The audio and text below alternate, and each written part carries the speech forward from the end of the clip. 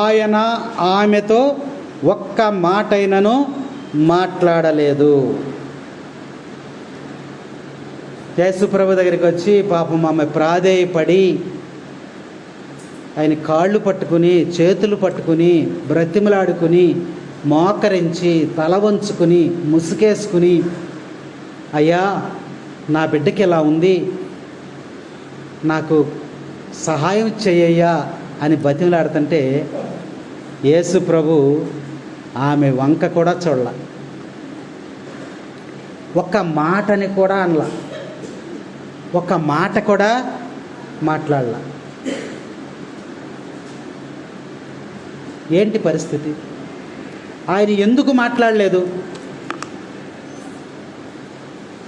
మనం ఒక వ్యక్తి దగ్గరికి వెళ్ళామనుకోండి, మనం వెళ్ళి అయ్యా నాకు ఇది కావాలి అది కావాలని అడిగినప్పుడు నువ్వైతే ఏం చెప్తావు? నువ్వు మాట్లాడవా? యేసు ప్రభు మంచోడు అంటున్నారుగా, జాలి గలవాడు అంటున్నారుగా, దయ గలవాడు అంటున్నారుగా, ప్రేమ గలవాడు అంటున్నారుగా. మరి ఇంతగా గోజారుతూ ఉంటే ఆయన ఏంటి మాట్లాడ్డా? ఒక్క మాట అయిననూ పలకలేదంట.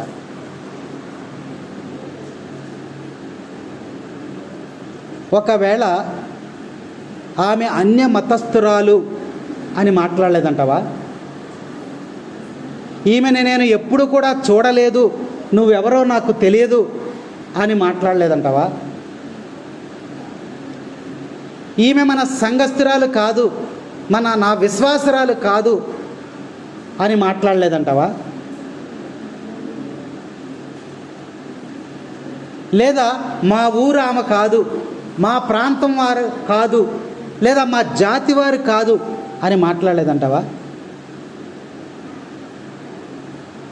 లేక అసలు ఏమి ఏం చేస్తుంది చేయని, ఏమేం చేస్తుందని ఒక విశ్వాసాన్ని ఏమన్నా పరీక్షిస్తున్నాడంటవా? మీరేం చెప్పరా అమ్మా? లేదా ఆమె కేకలేస్తుంది కదా, అయ్యా అయ్యా నీకు కేకలేస్తుంది కదా, ఒకవేళ ఆయనకి వినపడలేదంటవా?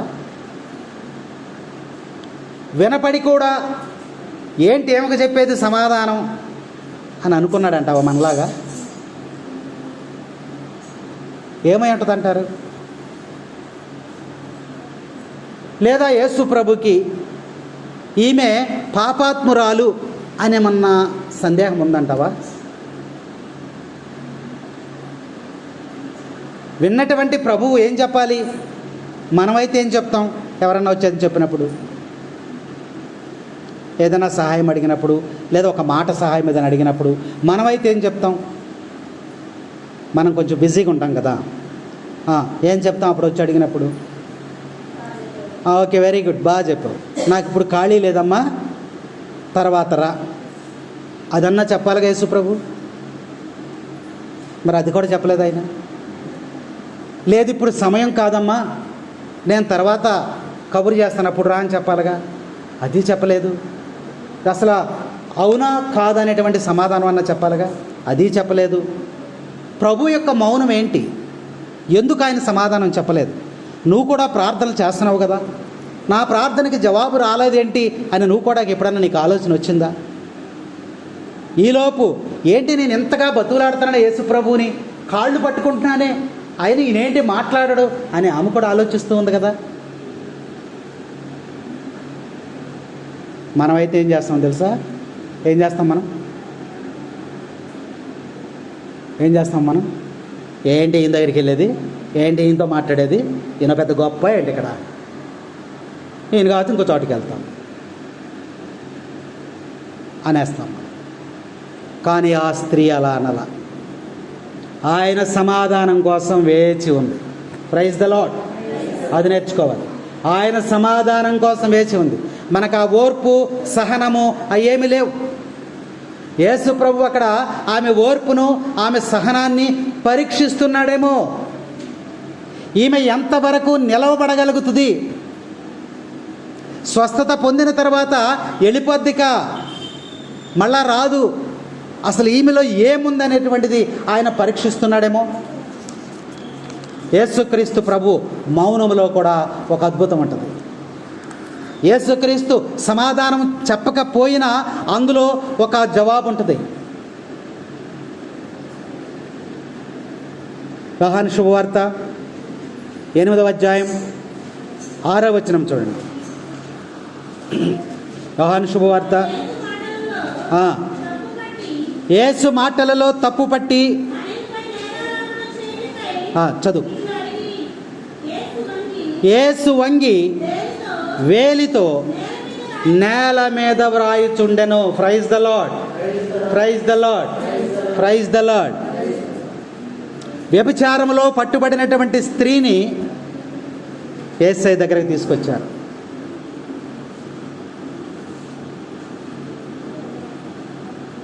వ్యభిచారము స్త్రీ ఒక్కతే చేస్తుందా? వ్యభిచారము స్త్రీ ఒక్కతే చేస్తుందా?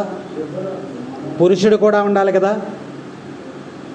పురుషుడు ఉంటేనే కదా స్త్రీ వ్యభిచారం చేసేది. పురుషుడేడి అంటే వాడికొక న్యాయము, ఈమెకొక న్యాయమా? ఈ స్త్రీని చంపేయాలి, రాళ్లతో కొట్టి చంపేయాలి. ఇప్పుడు యేసు ప్రభువులో తప్పు పట్టుకోవచ్చు మనం అని తీసుకొచ్చి యేసు ప్రభు ముందు పెట్టినప్పుడు యేసు ప్రభు వాళ్ళు ఎన్ని అడిగినా ఏం మాట్లాడతారు. ఆయన గొప్పోడైనా అసలు ఏం మాట్లాడు. మనం అంటాం కదా, కొన్నిసార్లు మనం అంటూ ఉంటాం, మీకు జ్ఞాపకం వస్తుందా లేదా, ఈయన్ని మొత్తుకుని ఎన్నోసార్లు అడిగానమ్మా, ఏం మాట్లాడు, దేవుడు వెళ్ళి అట్టాక్ కూర్చుంటాడు అంటారు. అంటారా? దేవుడు వెళ్ళే అట్టాక్ కూర్చుంటాడు అంటే దేవుడు మాట్లాడాడని. ఈయన కూడా ఏం మాట్లాడతల్లా, అలాగే కూర్చుని తలంచుకుని నేల మీద ఏదో రాసుకున్నాడు, మౌనముగా ఉన్నాడు. చాలాసేపు ఉన్నాడంట. ఈలోపు ఆవేశంతో వచ్చిన వాళ్ళందరూ ఏమైపోయారు? కత్తులు కటాలు రాళ్ళు పట్టుకుని ఆవేశంతో అక్కడికి వచ్చేసారు. యేసుప్రభు ఏదైనా అంటాడేమో చూసి రాళ్ళు వేసేద్దామని చూస్తున్నారు. మనం ఏ బ్యాచ్లో ఉన్నాం? రాళ్ళు వేసే బ్యాచ్లోనే ఉంటాం మనం, అవునా? రెడీగా ఉన్నారు వాళ్ళందరూ కూడా. యేసుప్రభు మాట వస్తే చాలు రాళ్ళు వేసేటానికి రెడీగా ఉన్నాం. కానీ యేసుప్రభు ఏం చెప్పట్లా. తిట్టు కొట్టు చెప్పడేంట్రా, ఏం చెప్పడేంటి అని అన్నా సరే, ఇంకెంతసేపు టైం తీసుకుని అన్నా సరే, వాళ్ళు ఎంత ఉద్రేకపరిచినా సరే యేసుప్రభు ఏమట్లు మౌనముగా ఉన్నాడు. అందుకే ఆయన దేవుడు అయ్యాడు, మనం మనుషులయ్యాం. ఆ దేవుడు వేలితో ఇసుక మీద రాసుకుంటున్నాడు ఇట్లా. ఆ మౌనములో నుంచి ఆమెకు రక్షణ వచ్చింది. Praise the Lord. ఆలోచించి మౌనముగా ఉండి చాలాసేపు ఉన్నాడు. ఈ లోపల ఆవేశమంతా దిగిపోయింది. అప్పుడు తల పైకెత్తి, మీలో పాపము చేయని వాడెవడో ముందుగా రాయి వేయండి అన్నప్పుడు అందరూ కూడా రాళ్ళు అక్కడ పడేసి అందరూ వెళ్ళిపోయారు. యేసుప్రభు అక్కడే ఉన్నాడు, ఆ స్త్రీ కూడా అక్కడే ఉంది, ఎదురుగా ఉంది. అప్పుడు ఆయన అన్నాడు, అమ్మా, వీళ్ళందరూ ఏమని పిలిచారు? ఈమె వ్యభిచారి అని పిలిచారు. యేసు ఏమని పిలుస్తున్నాడు? అమ్మా అనేసరికి ఆ స్త్రీ కుప్పకూలిపోయింది. యేసు ప్రభు యొక్క ప్రేమకి తట్టుకోలేకపోయింది ఆమె. అయ్యా, నన్ను ఎవరు కూడా ఇట్లా పిలవలేదయ్యా, ఈమె పాపాత్మురాలు, ఈమె వ్యభిచారి, ఈమె అది ఇది అని నన్ను దూషించారయ్యా, అమ్మా అని ఎవరు కూడా నన్ను పిలవలేదు, నువ్వు ఒక్కడవే నన్ను పిలిచావయ్యా అని ఆ స్త్రీ ఒక్కసారిగా తన యేసయ్య చూపిన ప్రేమను తట్టుకోలేకపోయింది. Praise the lord. అప్పుడు ఆయన అంటాడు, వాళ్ళు నిన్నేమీ చేయలేదా? అయ్యా, వారు నన్నేమీ చేయలేదా? నేను కూడా నిన్నేమీ చెయ్యను, ఏ శిక్ష నీకు విధించను, ఇక పాపము చేయకుండా జీవించు అని చెప్పి ఆ స్త్రీని పంపించాడు. ఆ మౌనములో నుండి ఏమొచ్చింది? ఆమెకి రక్షణ వచ్చింది. కాబట్టి నువ్వు ప్రార్థన చేసిన వెంటనే నీకు జవాబు రావాల్సిన అవసరము లేదు. నువ్వు ప్రార్థన చేస్తుంటే నీ గురించి కూడా ప్రభు ఆలోచన చేస్తున్నాడు.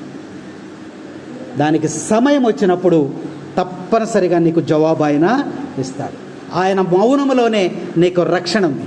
ఆయన మౌనములోనే నీకు స్వస్థత ఉందని ప్రభువు ఈ వాక్య భాగం ద్వారా ప్రభువు మనకి తెలియజేస్తూ ఉన్నాడు. ప్రభువునందు ప్రియ సహోదరి సహోదరులారా, కాబట్టి ఈ యొక్క స్త్రీని మనం చూసినట్లయితే ఆయన ఆమెతో ఒక్క మాటైనా మాట్లాడకపోవడానికి కారణం ఏంటంటే